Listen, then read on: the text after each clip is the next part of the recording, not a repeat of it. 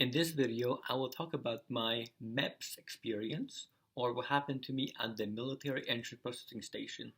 So in order for you to get there, you can't just show up and be like, hey, I'm ready, I'm good to go. Your recruiter has to schedule this for you.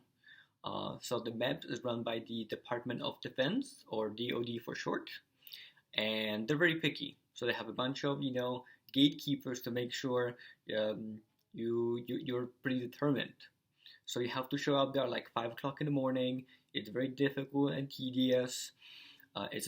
For me at least, it was in a very hidden location, and with this current disease going on, my recruiter wasn't there to kind of do any kind of hand holding. So I believe for the first time to the MEPS, I showed up maybe a few minutes late, and they were like, no, we hit you. We already gave the instructions to everybody else, and you weren't there, and I'm not gonna repeat myself. So talk to your recruiter, and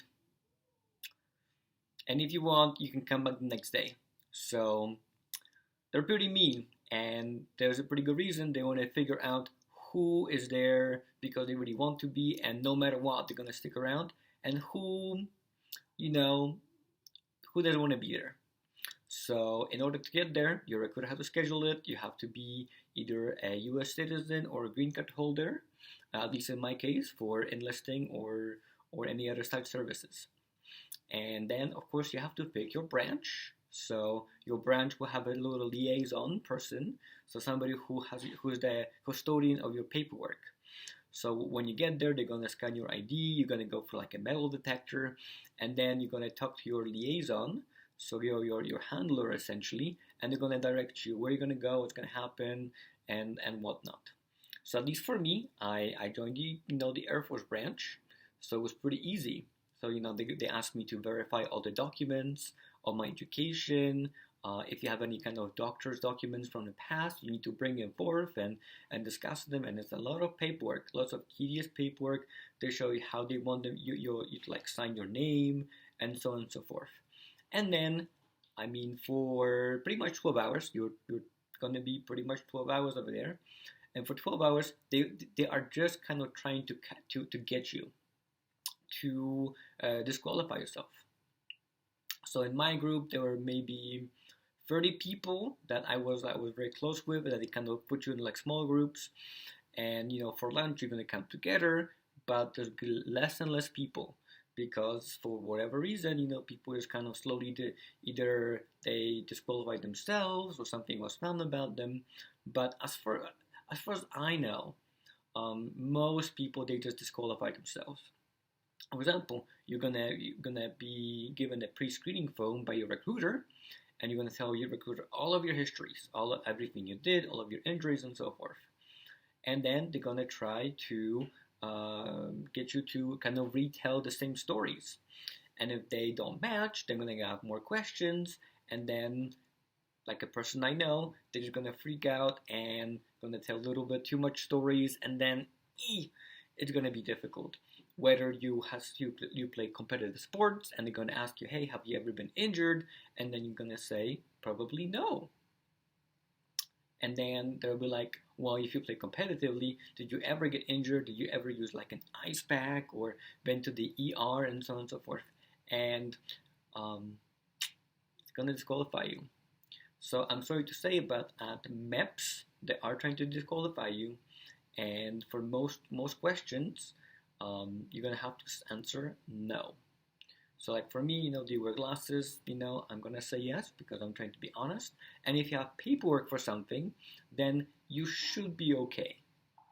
But when I was talking to one of the liaisons over there, they said, when you say no, it's never-ending opportunities. And if you say yes to anything that you haven't said yes to before, then it's your enlistment ends here. Or your enlistment stops here. Anyway, I'm sure you can see the comedy of this tragedy of people being rejected. But you're gonna be there, and you're gonna do a bunch of weird exercise, and they're gonna check your blood and urine and anything else you could possibly think of. And at the end of the day, they're gonna give you nice, tasty lunch. And I was told that for the Air Force, it's gonna be the the lowest quality lunch you will ever have with the Air Force. Because they take care of the people very well. At least that's right here. I haven't experienced it myself. We'll see what happens. And next to me, there was this Marine who said, they said, my recruiter, that this meal right here will be the best meal the Marine Corps will ever give me. So pick carefully which branch you want to do. They all have their positives and negatives. I know that with the Army, the field is wide. They're going to give you a bunch of different jobs. Then, for example, the Air Force, they're very selective. And for non-US citizens like me, they're going to give you very small window of what you want to do. With the Army, it's going to be a little bit bigger. With Marine, it's going to be bigger, and so on and so forth. Of course, if you want to be a real soldier, you have to be a Marine because they're the toughest and the baddest. And if you are looking for other things, then Army might be for you, or Navy, or anything else. But this was my MEPS experience. It was very long and tedious, and as long as you just remember to be honest and to say no to most things and listen to instructions and don't irritate the staffers over there because they are trying to disqualify people. That's their job. And just like with a police officer, if he hasn't written any tickets, you're going to look back on him. Or if you're a firefighter, if you haven't put out any fires, then why do we need you? So just watch out because you might be just a number on someone's tally. I know quite a number of people that got, temporarily disqualified for, telling too much. So make sure that's not you because it is very stressful.